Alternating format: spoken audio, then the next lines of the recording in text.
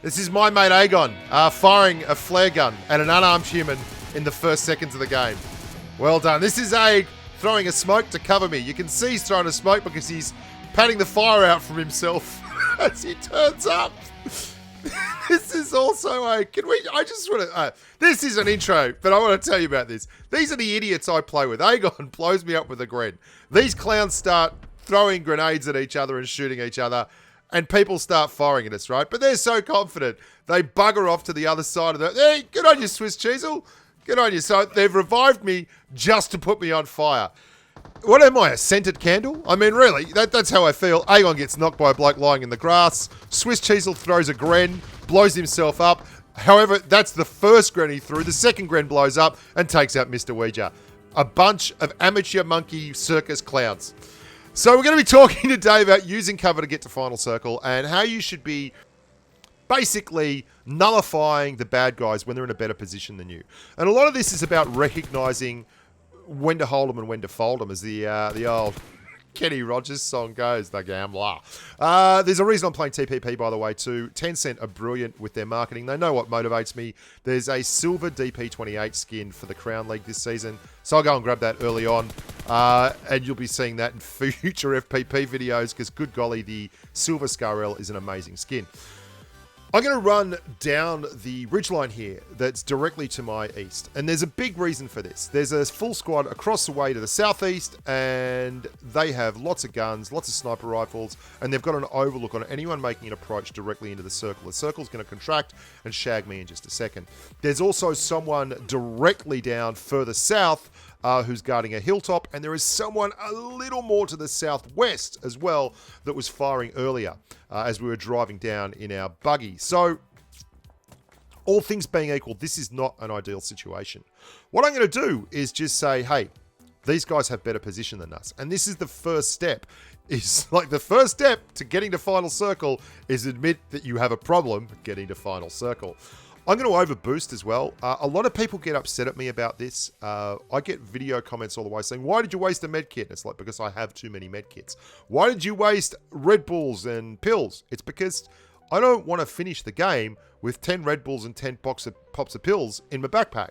They're for boosting. And I will preemptively use all kinds of gear, because then I'm allowed to be more mobile and it will keep healing me up even when I'm running around. That's just like common sense. They're there to be used. They're also like insurance. So here we go. We're nullifying the guys in that compound. We're going below the road line. We've realized that the only future for us is getting to the circle, and that means we're going to ignore them. That allows us to focus on everything that is dead ahead and slightly to my left. Again, there is a guy up there who is behind the tree. Now, I've got a Mini 14, but I don't want to sit still here. There is someone to my left that worries me, and so I don't want to be sitting still and giving them a shot. I heard a big gun, and that means I don't want to know about it, but I really don't want to be sitting here too much while this guy's potting me and there could be someone on my left. So I'm moving around and maintaining focus there. And the guy on the left is, in fact, going to roll in a car in the not-too-distant future. Here's that overboost.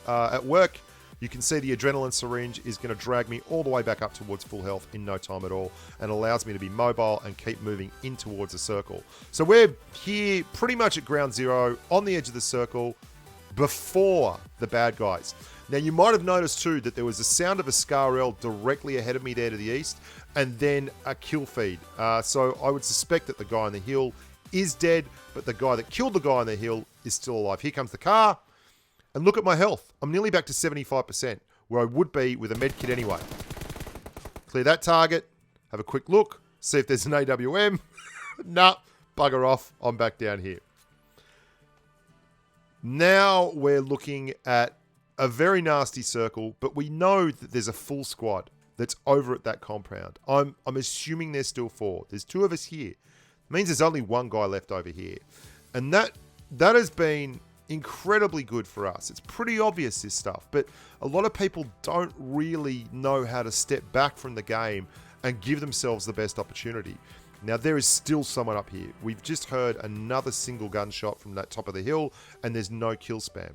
So he hasn't gone down, and no one on the other side of the map has gone down.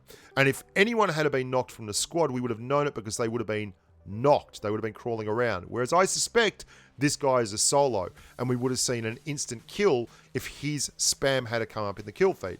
But nothing happened. He fired one shot and went silent. I'm very worried about this because at the moment we know there's 4 behind us and there's 1 above us somewhere to the north. What I don't realise is he's actually tracked further down to my right and he's already crossed the road. So this is a fruitless exercise. But it's not really, because it gives me the confidence to know that this circle here is ours. Everything that we have to worry about is completely in front of us from here on in, which is, I mean, this is why you run the game and you run the angles and you run the ridge lines and you pay attention to the kill feed and you count the numbers and you do this kind of maths in your head as you're running in, because it narrows down the issues you're going to have as you get to final circle. Now, I don't always get this right. Damn, I get it wrong all the time. And sometimes I just couldn't be bothered. I'm like, I know this is a bad idea, but I'm running forward and spamming the fire button anyway because I got to go to lunch or something. And that's fair enough. You know, you don't have to play it like it's $1 million tournament every day of the week. No one expects you to. But this is an easy way to do better. And if you're getting frustrated towards the end of the game, maybe this is going to help you get across the line. Hey, now I want you to watch as we're running up here. I do exactly the same thing. I nullify one side of the map. I see that there is someone on the top of the ridge line just to my southwest. There he is. I can see him moving there, directly south actually. I don't engage him. I don't even go up there and try and get a shot at him. I'm looking across, making sure that he's not pushing us. And then I'm actually quite happy to have him there. He's drawing attention from the guys in the house. They're obviously firing at something. They know he's out there. I'm only really worried about the right. If I can keep hold of my right, I know that I'm going to be safe. So I'm very, very conscious that there's going to be shots incoming from my right-hand side here. There's actually a bit of a disconnect from that house. There is someone from their squad down on my right, and he shoots at Aegon, gives his position away, and I get a great shot in on him.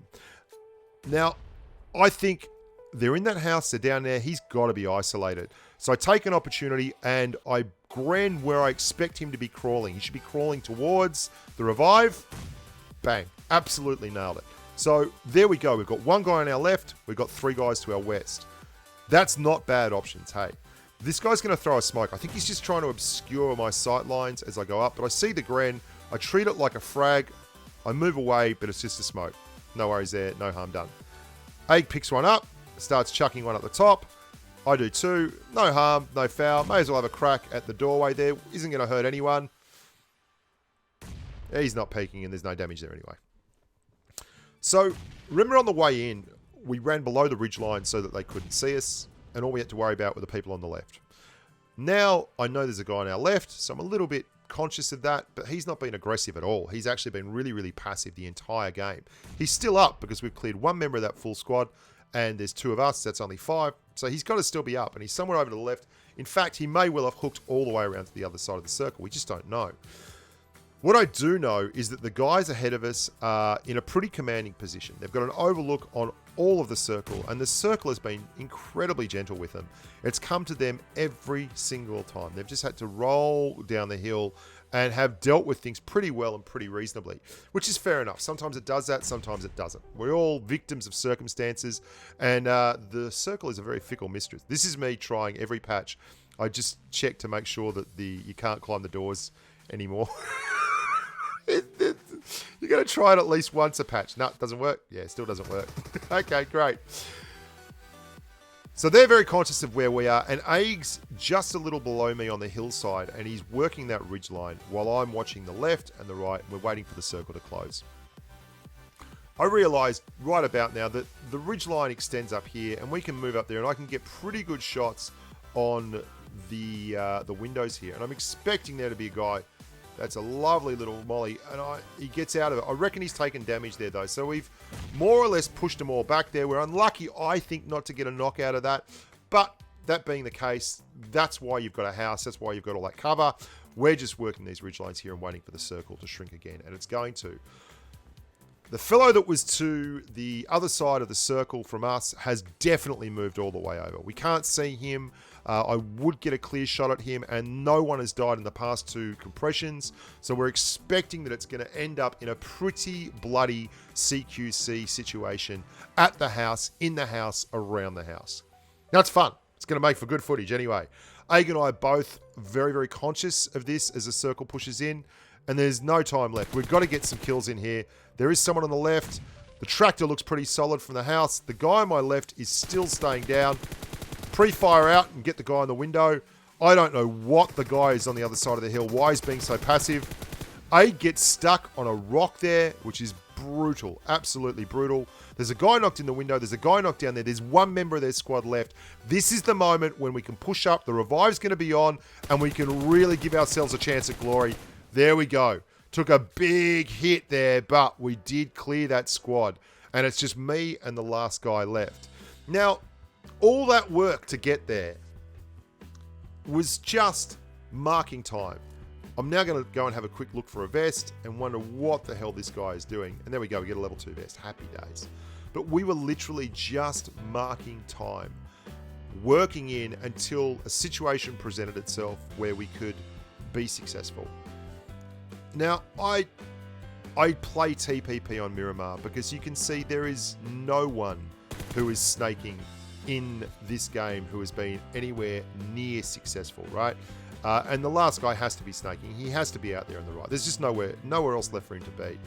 So we're going to finish him off. And we're pretty confident that if you're snaking at this point in the game, you don't really have the skill set to be effective. I mean, it's Miramar. You're going to be seen.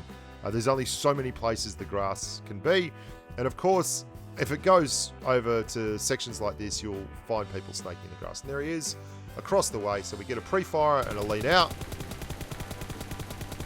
Get him a couple of times. Pump him. Yeah, he's done. Done and dusted.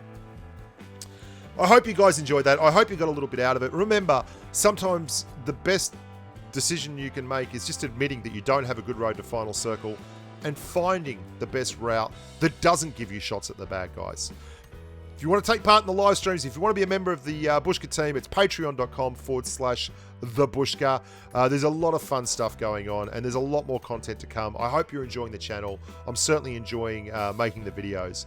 Until next time, look after yourselves and stay safe on the battlefield. Bye for now.